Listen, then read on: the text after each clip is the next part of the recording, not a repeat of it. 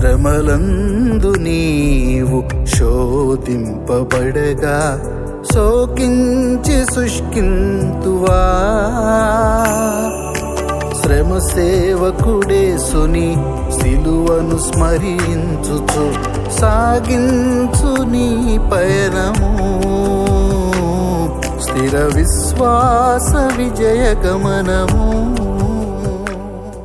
Praise the Lord. Hallelujah. మన ప్రభువును రక్షకుడైన యేసుక్రీస్తు శక్తి కలిగిన నామంలో ఈ ఉదయకాల శుభాకాంక్షలు.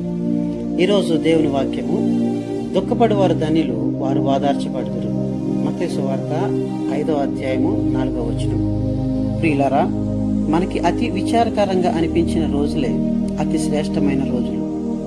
మనం మొహం నిండా చిరునవ్వులతో వసంతకాలపు పుష్పాలు నిండిన మైదానాల్లో గంతులేస్తూ పరిగెత్తే రోజుల్లో హృదయానికి మాత్రం ఏమీ మేలు జరగదు.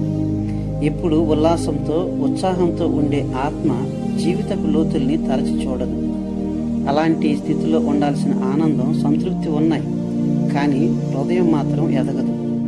ఔన్నత్యాన్ని, లోతైన అనుభవాలను తరచి చూడవలసిన మన ప్రవృత్తి మాత్రం ఏ అభివృద్ధి లేకుండా అలానే ఉండిపోతుంది.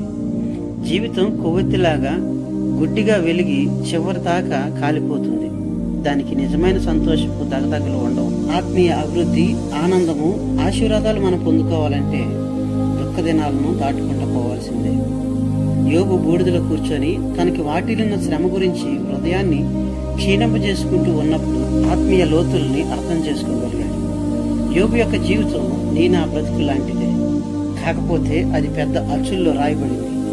కాబట్టి మన కోసం కాచుకొని ఉన్న శ్రమలేమిటో మనకు తెలియకపోయినా మనకి ఒక నమ్మకం ఉండాలి.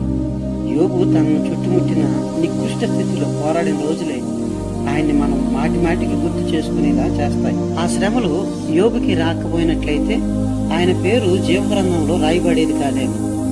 అలానే మనం పెనుగులాడుతూ గడిపిన రోజులు, దారి తెన్ను తెలియక కొట్టిమిట్టాడిన రోజులే మన జీవితాల్లో అతి ప్రాముఖ్యమైన రోజులని గుర్తు చేసుకోవాలి.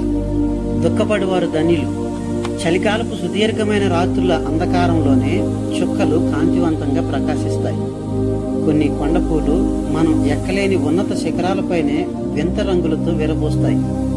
బాధ అనే గానుగులోని దేవుని వాగ్దానాన్ని చిక్కటి ద్రాక్షరసం బయటికి వస్తుంది.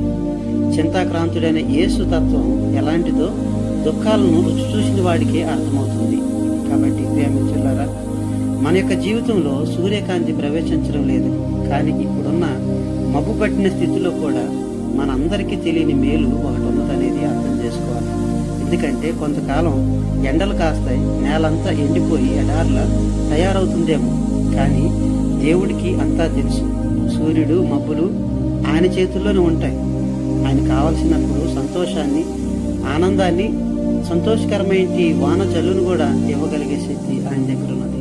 కాబట్టి ఆయన మీద మనం భరోసా పెట్టుకొని మనం ముందుకు వెళ్తే మన దుఃఖ దినములన్నీ కూడా సమాప్తం చేసి సంతోషము, ఆనందంతో మనందరినీ కూడా ఆశీర్వదించగలుగుతారు. అటు కృప దేవుడు మనందరికీ దయచేయను గాక. ఆమేన్. తల ఉంచినట్లయితే ప్రార్థన చేసుకుందాం. మమ్మల్ని మిక్కిలిగా ప్రేమించిన యేసయ్య, మీకు వందనాలు. ఇంతవరకు ప్రభా, మీరు ఎక్కడి నీళ్ళలో మమ్మల్ని అందరినీ భద్రపరిచి కాపాడి సంరక్షించి నడిపించారు. అందుని బట్టి మీకు స్తుతులు, మీ స్తోత్రాలు చెల్లిస్తూ ఉన్నాం. ఈ నూతనమైన దినంలో ప్రభా మేము ప్రవేశించి ఉండగా మీ యొక్క దీవెనలు, ఆశీర్వాదాలు, మీ కాపుదల, భద్రతను తండ్రి ఈ దినమంతా మాకు దయచేయమని మిమ్మల్ని వేడుకుంటున్నాం. దుఃఖపడి వారు ధన్యులు, వారు ఓదార్చబడుతురని ఈ వాక్యం సెలవిస్తా ఉంది. తండ్రి నాయన, మా దుఃఖ దినాల్లో మేము మీకు ఎంతగానో ప్రభా సమీపస్తులుగా ఉండగలుగుతామని, ఈ దుఃఖ దినాలే తండ్రి మాకు ఆశీర్వాద జల్లుని తీసుకొస్తాయని వాక్యం ద్వారా మేము తెలుసుకోగలిగాము. కాబట్టి తండ్రి నాయన, మేము దుఃఖంలో ఉన్నప్పటికీ మీ యొక్క దీవెనలు, ఆశీర్వాదాలు దయచేస్తారనే ఒక నిరీక్షణ కలిగి మేము ముందుకు వెళ్తూ ఉన్నాం. కాబట్టి మీ యొక్క దీవెనలు, ఆశీర్వాదాలు, మీ యొక్క సంతోషం, సమాధానం ప్రభా మాకు మెండుగా దయచేయమని మిమ్మల్ని వేడుకుంటున్నాం. ఈ దిన దీవెనతో మమ్మల్ని దీవించి ఆదరించండి. మాకు కలిగే ప్రతి విధమైన శోధన, బాధల నుంచి మీరు తప్పించండి. అస్వస్థలో ఉన్న వారిని స్వస్థపరచండి. కృపా వరాలతో తండ్రి మమ్మల్ని అందరినీ నింపి నడిపించండి. సమస్త ఘనత మీకు ఆరోపిస్తూ యేసుక్రీస్తు నామములో అడిగి వేడుకొంచున్నాము తండ్రి. ఆమేన్. ప్రభు మనందరినీ బాగా దీవించును గాక. మీ గాడ్ బ్లెస్ యు ఆల్.